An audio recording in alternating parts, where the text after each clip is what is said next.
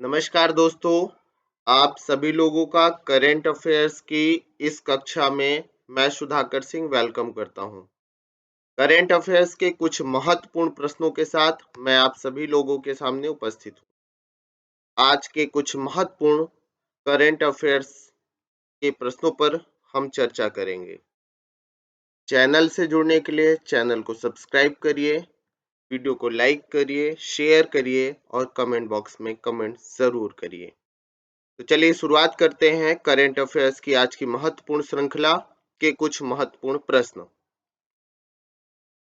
सबसे पहला प्रश्न है आपका, अंतरराष्ट्रीय वित्त निगम आईएफसी ने भारत में किस कंपनी को 400 मिलियन अमेरिकी डॉलर का ऋण दिया है? तो वो है आपकी एचडीएफसी कंपनी। कौन सी कंपनी है? एचडीएफसी कंपनी है। अगला प्रश्न है आपका, FIH पुरुष हॉकी विश्व कप 2023 के लिए भारतीय टीम के कप्तान के रूप में किसे नामित किया गया है? तो FIH पुरुष हॉकी विश्व कप 2023 के लिए भारतीय टीम के कप्तान के रूप में हरमनप्रीत सिंह को नामित किया गया है। किसे नामित किया गया है? हरमनप्रीत सिंह को नामित किया गया है। अगला प्रश्न है आपका, हाल ही में सुशासन दिवस गुड गवर्नेंस डे कब मनाया गया है?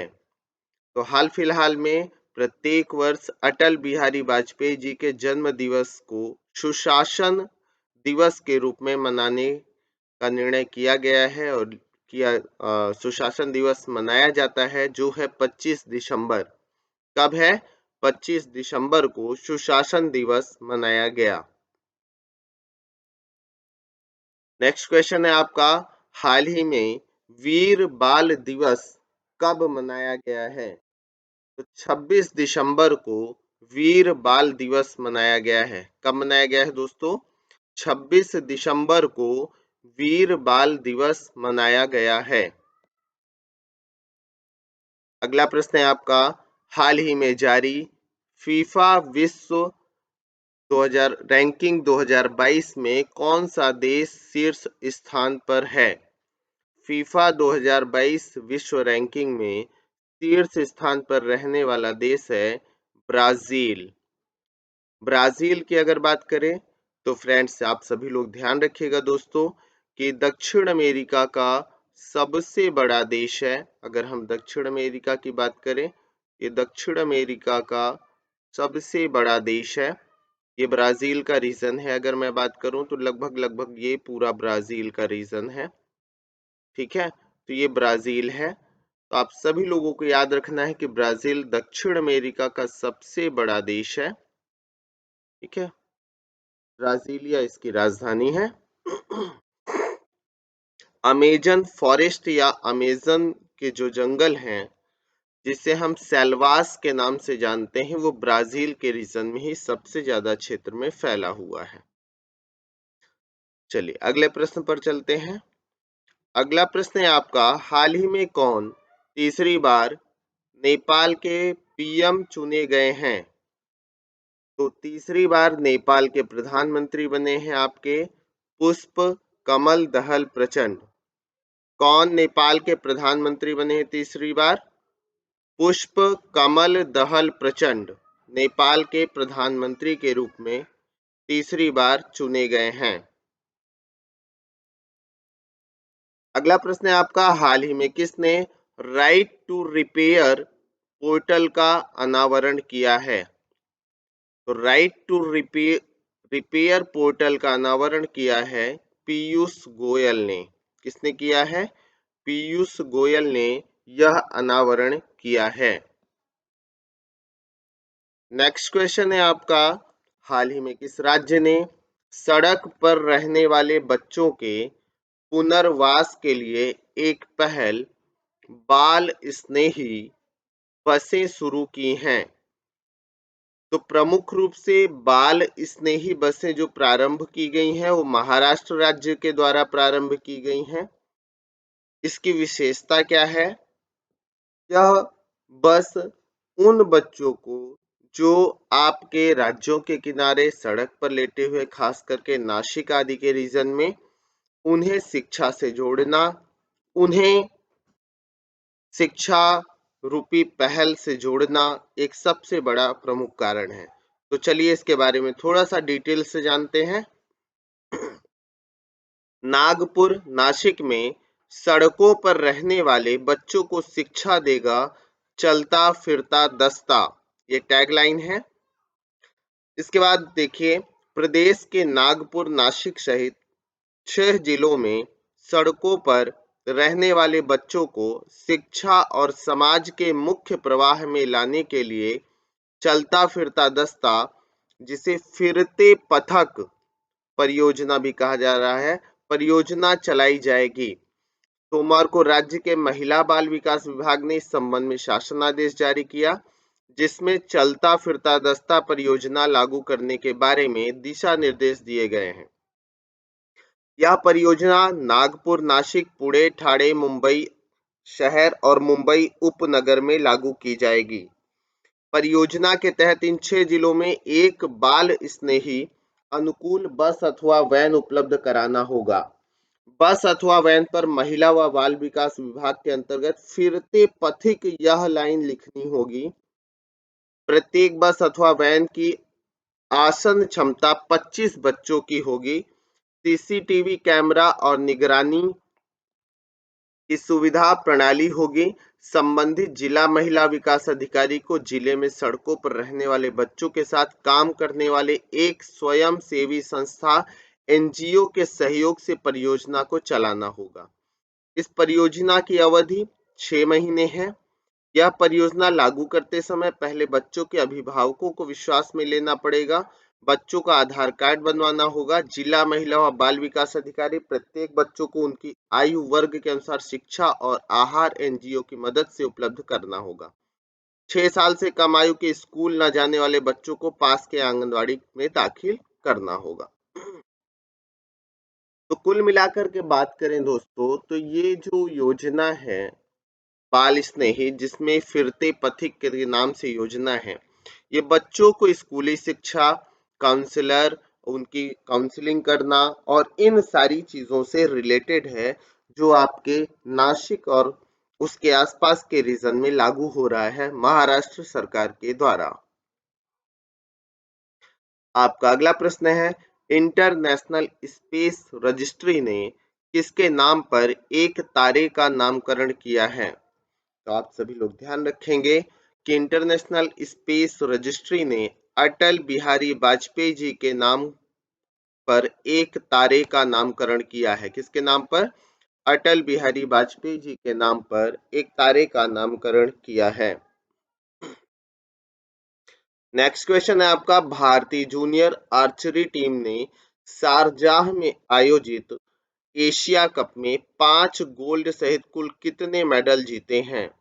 तो भारतीय जूनियर आर्चरी ने शारजाह में आयोजित एशिया कप में 5 गोल्ड सहित कुल 9 मेडल जीते हैं। कितने मेडल जीते हैं? 9 मेडल इन्होंने जीते हैं। शारजाह के बारे में जान लेते हैं। शारजाह संयुक्त अरब अमीरात का तीसरा सर्वाधिक जनसंख्या वाला नगर है। कहाँ है? संयुक्त अरब अमीरात में, यूएई में। शारजाह अमीरात की सरकार की राजधानी भी है। नगर का क्षेत्रफल 235 वर्ग किलोमीटर है। जनसंख्या लगभग 8 लाख है। सबसे पुराना आवासीय क्षेत्र है। शारजाह की मस्जिद का चित्र है। शारजाह संयुक्त अरब अमीरात के उत्तर पूर्वी भाग में फारस की खाड़ी के किनारे स्थित है। सभी लोग ध्यान रखेंगे। अगले प्रश्न पर आते हैं। नेक्स्ट क्वेश्चन है आपका, किस भारतवंशी को यूएसए में उत्तरी कैलिफोर्निया में लोदी शहर का मेयर चुना गया है? तो उत्तरी कैलिफोर्निया में यूएसए में भारतवंशी मिक्की होथी को आपके शहर का मेयर चुना गया है। किसे? मिक्की होथी को। यूएसए में उत्तरी कैलिफोर्निया में लोदी शहर का मेयर मिक्की होथी को चुना गया, जो भारतवंशी हैं, भारतीय अगले प्रश्न पर आते हैं। नेक्स्ट क्वेश्चन है आपका, हाल ही में किस राज्य के राज्यपाल ने धर्म की स्वतंत्रता संशोधन अधिनियम को मंजूरी दी है? आपको यह बताना है कि किस राज्य के राज्यपाल में धर्म की स्वतंत्रता अधिनियम को मंजूरी दी। तो वह राज्य है आपका उत्तराखंड राज्य। कौन सा राज्य है? उत्तराखंड राज्य है। नेक्स्ट क्वेश्चन है आपका, हाल ही में किसने विन फ्यूचर स्पेशल प्राइज 2022 प्राप्त किया है? तो विन फ्यूचर स्पेशल प्राइज 2022 प्राप्त किया है प्रोफेसर थलप्पिल प्रदीप ने। किसने? प्रोफेसर थलप्पिल प्रदीप ने। अगला प्रश्न है आपका, हाल ही में नॉर्थ ईस्ट फेस्टिवल कहाँ शुरू हुआ है? आप सभी लोग याद रखिएगा कि नॉर्थ ईस्ट फेस्टिवल आपके नई दिल्ली में शुरू हुआ है। कहाँ शुरू हुआ है? नई दिल्ली में नॉर्थ ईस्ट फेस्टिवल शुरू किया गया है। आपका अगला है, हाल ही में किस राज्य के मुख्यमंत्री ने 19 शहरों और कस्बों में ड्रिंक फ्रॉम टैप सुविधा शुरू की है? ड्रिंक फ्रॉम टैप सुविधा शुरू की है। मुख्य 19 शहर इसमें शामिल हैं, याद रखना है, और कस्बे शामिल हैं, यानी 19 शहर और कस्बे शामिल हैं। तो यह योजना शुरू की गई है उड़ीसा राज्य सरकार के द्वारा, खास रूप से उन शहरों में और टाउन्स में, कस्बों में शुद्ध पानी की उपलब्धता, जो पीने योग्य पानी हो, वह उपलब्ध कराने का कार्य इसके द्वारा किया जाएगा। ड्रिंक फ्रॉम टैप, थोड़ा सा विशेष रूप से जानते हैं इसके बारे में, देखते हैं। ड्रिंक फ्रॉम टैप योजना का शुभारंभ पुरी में अब हर नल से स्वच्छ जल, तो पुरी से इसकी शुरुआत की गई है। उड़ीसा में पुरी शहर है, वहां से इसकी शुरुआत हुई है। उड़ीसा के जगन्नाथ धाम यानी पुरी शहर के लोगों के साथ यहाँ आने वाले पर्यटकों को अब शुद्ध पेयजल के लिए परेशान नहीं होना पड़ेगा, ना ही अब पैसा खर्च करके पानी खरीद की नौबत उठानी पड़ेगी। यहाँ हर नल से उच्च गुणवत्ता वाला शुद्ध पेयजल मिलेगा। उड़ीसा के मुख्यमंत्री नवीन पटनायक ने ड्रिंक फ्रॉम टैप योजना शुभारंभ किया। ड्रिंक फ्रॉम टैप योजना शुभारंभ होने के बाद पूरे शहर के हर नल से स्वच्छ जल की व्यवस्था करने वाला पुरी देश का पहला शहर बन गया है। पूरी देश का पहला शहर बन गया है। इसके साथ ही पूरी दुनिया के उन चुनिंदा शहरों में शामिल हो गया जहां के सभी नागरिकों के लिए 24x7 उच्च गुणवत्ता वाला शुद्ध पेयजल की व्यवस्था नल यानी टैप के जरिए की गई है। जानकारी के मुताबिक ड्रिंक फ्रॉम टैप वाली इस योजना से पूरी शहर के करीब 2.5 लाख से अधिक लोगों को फायदा होगा, साथ में टूरिस्ट और पर्यटकों को भी। ठीक है, ये है ड्रिंक फ्रॉम टैप। आपको साथ में यह भी याद रखना है कि देश का पहला शहर कौन सा बना जहां पर शुद्ध पेयजल 24x7 उपलब्ध है। तो आपका याद रखिएगा पुरी शहर हो गया। कौन सा शहर हो गया? पुरी शहर। नेक्स्ट क्वेश्चन है आपका, हाल ही में भारत और किस देश के बीच द्विपक्षीय अभ्यास वीर गार्जियन 2023 होगा? तो द्विपक्षीय अभ्यास वीर गार्जियन 2023 जापान और भारत के बीच है।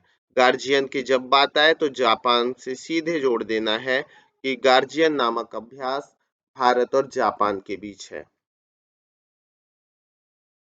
नेक्स्ट क्वेश्चन है आपका, हाल ही में किस राज्य की सानिया मिर्जा भारत की पहली मुस्लिम महिला फाइटर बनने वाली हैं? तो सानिया मिर्जा उत्तर प्रदेश की रहने वाली है, जो पहली मुस्लिम महिला फाइटर बनने वाली हैं। कौन? उत्तर प्रदेश की निवासी हैं आपकी सानिया मिर्जा। अगला प्रश्न है, हाल ही में किस संस्था ने 2022 इन 9 चार्ट्स पर एक रिपोर्ट जारी की है? तो 2022 इन 9 चार्ट्स पर रिपोर्ट जारी करने वाले हैं वर्ल्ड बैंक। कौन सा क्षेत्र है? वर्ल्ड बैंक है जो यह रिपोर्ट जारी कर रहा है। अगला प्रश्न है, हाल ही में एसबीआई फंड्स मैनेजमेंट ने किसे अपना नया एमडी एंड सीईओ नियुक्त किया है? एसबीआई फंड्स मैनेजमेंट ने किसे अपना नया एमडी एंड सीईओ नियुक्त किया है? तो वह है शमशेर सिंह। किसे नियुक्त किया है? शमशेर सिंह को नियुक्त किया गया है। अगला प्रश्न है आपका, हाल ही में किस राज्य के मुख्यमंत्री ने एक उन्नत inner line permit system portal launch किया है? तो एक उन्नत inner line permit system portal launch किया गया है मणिपुर के द्वारा। किसके द्वारा? मणिपुर के द्वारा। मणिपुर के राज्य के मुख्यमंत्री ने इस पोर्टल को लॉन्च किया है। नेक्स्ट क्वेश्चन है आपका, हाल ही में पेट्रोलियम मंत्रालय ने किस शहर में संगीत कार्यक्रम डांस टू डिकार्बोनाइज आयोजित किया है?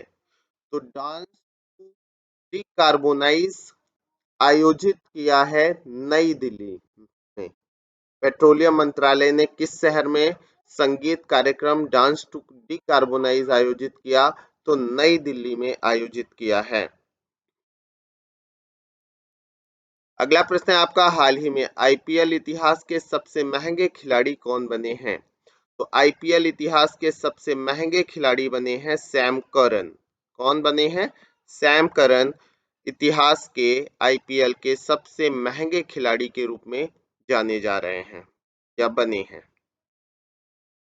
नेक्स्ट क्वेश्चन है आपका, हाल ही में किसे BBC sports personality of the year award से नवाजा गया है? तो BBC sports personality of the year award से नवाजा गया है बेथ मीड को। किसे नवाजा गया है? बेथ मीड को नवाजा गया है। नेक्स्ट क्वेश्चन है आपका, हाल ही में किसने रविंद्रनाथ टैगोर साहित्य पुरस्कार 2021-22 जीता है?